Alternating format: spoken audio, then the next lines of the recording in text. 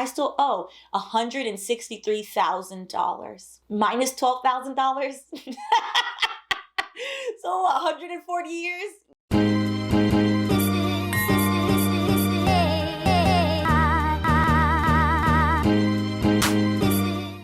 Welcome back to Wine and Chill. I'm Stephanie, your favorite recovering lawyer, and once a month, every month, we discuss what the heck is going on with student loan forgiveness, student loan forbearance, and how I am doing in my 6-figure student loan repayment journey. All right. Unfortunately, I'm the bearer of bad news. The summer is ending, and so is student loan forbearance. And I don't know which part I'm sadder about. Probably the summer part, to be honest. The winter in New York, it's not my favorite thing. It's actually my least favorite thing. But that's not why you're here. We're here to talk about our plan for student loan repayment because the interest is coming and so is the payment. So here is our agenda. First, we're going to go through what I paid last month, which is July. Everything is always retroactive. Then we are going to go through the student loan repayment timeline since student loan repayment and student loan interest are starting on different days. So we're going to go through that. And then we're going to go through the income-driven repayment forgiveness and that lawsuit rather quickly. It does apply to some people. Some of you, I'm hoping, on this channel have seen a balance of $0, but it does only apply to 800,000 people. Spoiler alert. So we're going to go through that because I did receive some questions. And then we're going to talk about the SAVE plan, which is the new plan under income-driven repayment, which is supposed to lower your payments as well as help alleviate this new additional bill that a lot of people have not had on their plate in approximately 3 years due to student loan forbearance. And then I was going to do a section on what I made in my full first year as a full-time content creator, but this video I see is going to be a bit long, and honestly, I want it to be short so you get all the information. So we'll probably table that to a separate video. And then last but not least, we are going to start with discussing the math behind student loan refinancing because I have 3 student loans left and I will be refinancing mine. And I know some people have asked, what are the pros, what are the cons of refinancing your student loans? So we are going to cover that topic over the next few videos.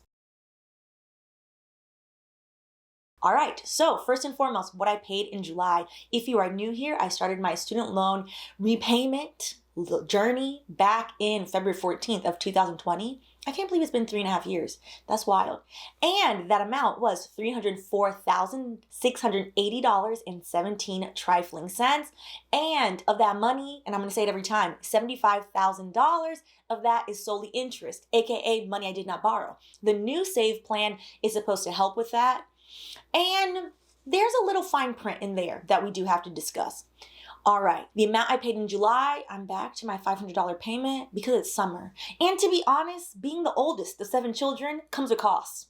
So yeah, that's where my disposable income went this month, but that's all right. And my remainder is $161,773.97 trifling cents, which brings the estimated total paid in 3.5 years to $154,294.63 hard-earned pennies, my pennies that I used to work in corporate for. So if you're wondering, obviously, I have been making way more than $500 payments, except for this year. Part of that is due to being a content creator full-time. The money with content creation, you're essentially a freelancer, so there is no bi-weekly paycheck that you know is coming.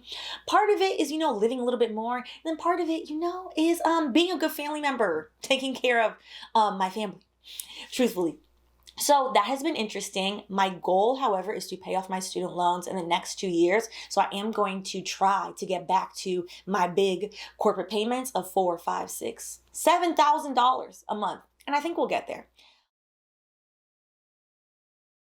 So speaking of payments, student loan forbearance is done, is gone. We can thank the Supreme Court of the United States for that. And the Department of Education. Yes.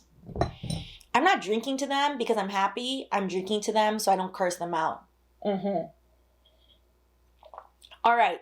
So with that, the interest on your federal student loans, so if you have private student loans, it does not apply to you, for your federal student loans is going to begin on September 1st of this year. And then on October 1st of this year, the repayment is due. So your first payment is due on October 1st. Now, there has been a lot of, I would say, like very vague guidance by the Department of Education as to whether or not, if you do not make the payment on October 1st, what is going to happen. They have not explicitly stated whether or not that plan is going to include a soft on-ramp. A lot of people don't even know who their student loan service provider is anymore. For example, my student loan service provider, if you could like a student loan service provider, was FedLoan. They had a great user interface on the website. They answered my calls. Their customer service was very kind. I will give them that.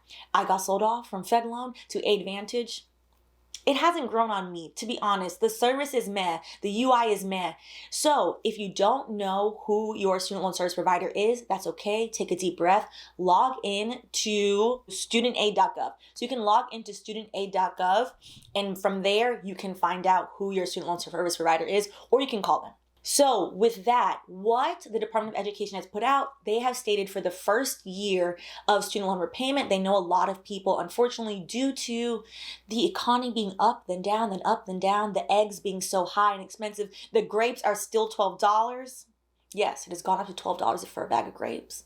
And that is always going to irk my nerves. The Department of Education, to counteract that, has stated vaguely they're building some type of on-ramp to where they will not contact the credit bureau if you are late on your student loan payment. However, they have not set out any hard guidelines on how they're implementing this, so I will keep y'all updated. Basically, I would say write into your budget right now whatever your minimum payment is for October. Write it in now so that you can get a little comfortable with it, look at it. Since the interest is starting on September 1st, I would say calculate, which we did, I think, in the last video or the video before that on student loans. I'll put it on the screen. Calculate what your interest is every month, and you're going to want to try, if you can, pay off your monthly interest at least every month, because if not, it is going to tack onto your balance. We are going to talk about that and the SAVE plan specifically in a minute, because the SAVE plan essentially is supposed to help you with the interest, and the interest will not tack onto your balance. Just a quick preview, the SAVE plan does not go into effect till 2024. We are in 2023. So that interest, September 1st, if you don't pay it off in the same month, it will tack onto your balance, which is unfortunate. And I don't think the Department of Education is doing a great job, in my opinion, in that matter. So I'll give my thoughts in a second. But on to income-driven repayment forgiveness. So this was in the news for a couple weeks, which the Biden administration is trying and was trying at the time to forgive people's loans who were under income-driven repayment. Under the income-driven repayment plans, there are a bunch of them: Repay, income base. At one time it's called IBR under IDR. They have a bunch of different acronyms. After you make a payment for 20 consecutive years, if you still haven't paid off your student loans, federal student loans again, they were supposed to get forgiven. The reason for the adjustment was there were a lot of people who had made payments for 20 plus years and their student loans still didn't get forgiven. So this only applies to people who have been making payments for 20 plus years. Unfortunately, there are a lot of misleading headlines. There are people thinking like, oh, I've been on IDR, I'm getting mine forgiven. 20 years. 20 years of payments had to have passed. Now, it is a one-time account adjustment. There were a few conservative legislators that sued against this, trying to stop the one-time adjustment. Their court case was thrown out of court. It was dismissed. So it went through. 800,000 people this past week got approximately $39 billion of their student loans forgiven. I just want us to think about the math and how preposterous the cost of education and the predatory interest has gotten, that 800,000 people, less than 1 million people, have a total amount of student loans, $39 billion. The cost of education shouldn't be that high.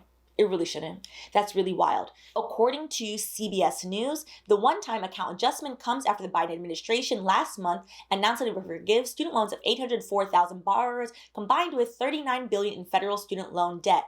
These borrowers have been in income-driven repayment plans, there's multiple, for more than 20 years and never got the credit they earned under IDR plans, the White House said in a statement on Monday. So this is the previous Monday, because this should come out the week of the 21st.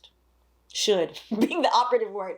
So with that, essentially what happened is people were on forbearance. Those payments should have counted. Those non-payments should have counted as payments, technically payments of zero that were not counted over the 20 years, or payments they actually made that were not counted, quote unquote, accounting error. And those 800,000 people have gotten their student loans forgiven. So if you have been paying for 20 plus years and were under income driven repayment, I really hope that you got your student loans forgiven. It's automatic. Once you log in, it will say $0, so you will see it. So kudos to y'all, the people that got that, which is amazing. If you are less than, let's do some little bit of math. If you're less than 35 years old, it cannot mathematically apply to you. So that's, I would say, the threshold to think about before you start snooping around is the thing. Well, I mean, no, it can't. Math is not my ministry, but money is. I had to do that math again. All right, which brings us to the SAVE plan. What is a SAVE plan, which is the new plan under income-driven repayment, supposed to do for us? So, income-driven repayment, as the name implies, is based on your income. So essentially, if you have federal student loans, FedLoan, who I used to have my old student loan provider, which is a service provider under the Department of Education, they know how much money you make because they ask you to recertify every year under income-driven repayment.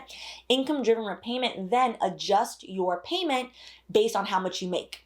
It's self-explanatory. So the lower you make, the lower your payment is supposed to be. The higher you make, the higher your payment is supposed to be. What they do not tell you, and what I did not realize when I signed up for income-driven repayment back in the day when I first graduated law school and made $30K in New York, yeah, that was a rough life, was that even if you get your payment down to $0, the interest doesn't go away. The interest continues to accrue, which is how I owe $75,000 just worth of interest. Income-driven repayment lowers your monthly payment. It does nothing as originally designed to your total balance. It will let your balance grow and balloon. And the SAVE plan is supposed to come in and help with that. So under the SAVE plan, which goes into effect July of 2024, so remember, it's not going into effect right now. You do have to affirmatively sign up for it under your student loan service provider. You can sign up for it now. It won't go into effect until July 2024. Under the SAVE plan, there is an element of student loan forgiveness, which is really interesting. And we'll talk about the interest in 1 second. So for the original income-driven repayment plan, so IDR, was if you pay for 20 years, after 20 years of consecutive payments and your interest has ballooned so high, we'll do the nice thing and we will forgive your loans. Under the SAVE plan, if your balance, your original balance on the student loan was less than $12,000, if you pay for 10 years consecutively, then your student loan will get forgiven. This is very important, the math, because there are a lot of headlines that say, hey, after 10 years now under the SAVE plan, your student loans get wiped away. No, that's not true. So this is from Federal Student Aid, which is studentaid.gov, the website, which states, borrowers with original principal balances of $12,000 or less will receive forgiveness of any remaining balance after making 10 years of payment, with the maximum repayment period before forgiveness rising by 1 year for every additional $1,000 borrowed. Most people have borrowed more than 12 grand. The average person in the United States has borrowed on average about $37,000. 37 minus 12, that's a lot of years. So, for example, they're here giving you examples with the math problems. If your original principal balance is $14,000, you will see forgiveness after 12 years. 12,000, 10 years, and then the extra 2, now you have 2 more years. Payments made previously before 2024, because this isn't going to affect 2024, and those made going forward will both count towards these maximum forgiveness timeframes. So, let's take me as an example. I still owe $163,000. Yeah. Minus $12,000. So 140 years? Yeah, okay. For most people, unfortunately, the SAVE plan is not going to get you to forgiveness. However, if you want to do advanced math, let's do advanced math for a second. If you've been watching this series since the beginning, this series has been on the channel for 3 years. When I started my student loan journey, I had a bit over 20 loans. Because usually in college, I hope they stopped doing this practice. Practice never made sense. The financial aid office would literally let you go into the office and beg money, which I never had no money. So I did every semester. I was like, okay, so yeah, I'm going to need some more money because the book is still not covered. It should be noted, by senior year, I had 3 jobs at one time. 3 jobs, scholarship, and still some student loans. And I think a little bit of mismanagement on my end, if I'm being truthful. Now, if we look, which I'm going to put it to this side of me, if we look at my student loans, some of these student loans, the original principal balance is $1,000, $3,000, $5,000. I've since paid these off. I did the debt snowball method where you start smallest to largest to encourage yourself and to basically give you some happy feelings about paying off your debt so that we can tackle the biggest debt. My biggest debt from law school, one of the semesters, is over $60,000. Starting with that probably, that would have been hard. Getting the small wins was a lot happier. If back 3 years ago, I knew that we were going to get the SAVE plan and had a crystal ball, I would have gamed the system a little bit and been like, oh, all of these ones with less than $12,000, these will discharge after 10 years. Okay, that means they would have discharged right when SAVE plan enacted because I took some of them out at 18. I'm 32. You can't go back. Nobody has a crystal ball. That's fine. But if you have both undergrad and graduate student loans and you haven't paid off the undergrad ones, I would look and see which one of them have principal balances less than $12,000. You might have a couple because undergrad love to give out $1,000, $3,000, and maybe you can figure out how to finagle a little bit of forgiveness for yourself. Some advanced math from somebody who hates math. The interest, what's changing with the SAVE plan is also really interesting, and I've had people ask me questions about this. So the plan, according to the StudentGov website, the plan eliminates 100% of remaining interest for both subsidized and unsubsidized loans after a scheduled payment is made under the SAVE plan. First and foremost, you have to sign up affirmatively for the SAVE plan. It takes 2 seconds. Just log on to your student loan service provider and sign up for it. It will go into effect in July. Okay. 2, you have to make the payment. If you miss the payment, the interest is going to accrue. You have to make the payment. This also counts for people because SAVE is an income-driven repayment plan.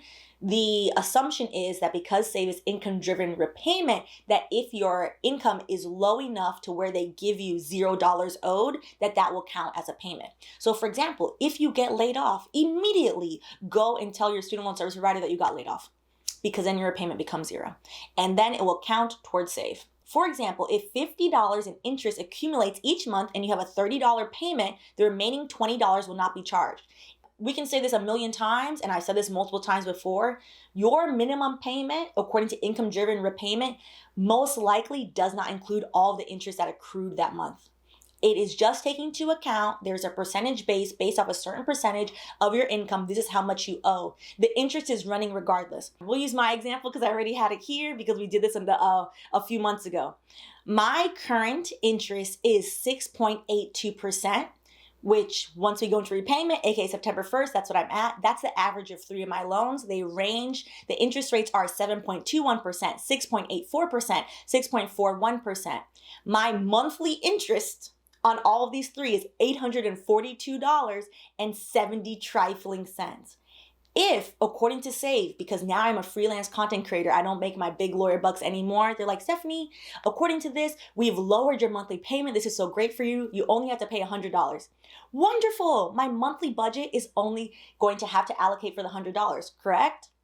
What about all that interest? That is, remember, I accrue $842.70 a month. That means I will owe an interest $742.70 a month. According to SAVE, that's $742.70 trifling cents. I don't have to pay. It drops off. However, the way a loan works, you don't get to the principal of the loan, aka the money you borrowed, unless you pay off the interest. For me to pay down my actual loan, I'm going to have to cough up $842.70 plus the amount for the principal. And that is why SAVE, in my opinion, is not a good fix. Because the whole goal is to get rid of your student loan. If you're not one of the very few people whose principal balance is less than $12,000, which aka is most of us, it's not going to forgive in 10 years. You're going to be on the same timeline, except your monthly payment will just be a little smaller. That does not help people, in my opinion, in the long run. Because in the long run, you still owe the money. Unless you want to ride it out for 20 years, which that will do a lot to your mental health, to your credit, to a lot of things. Which brings me to why I'm going to refinance my remaining student loans. I have been starting the research on more ethical student loan refinancing companies.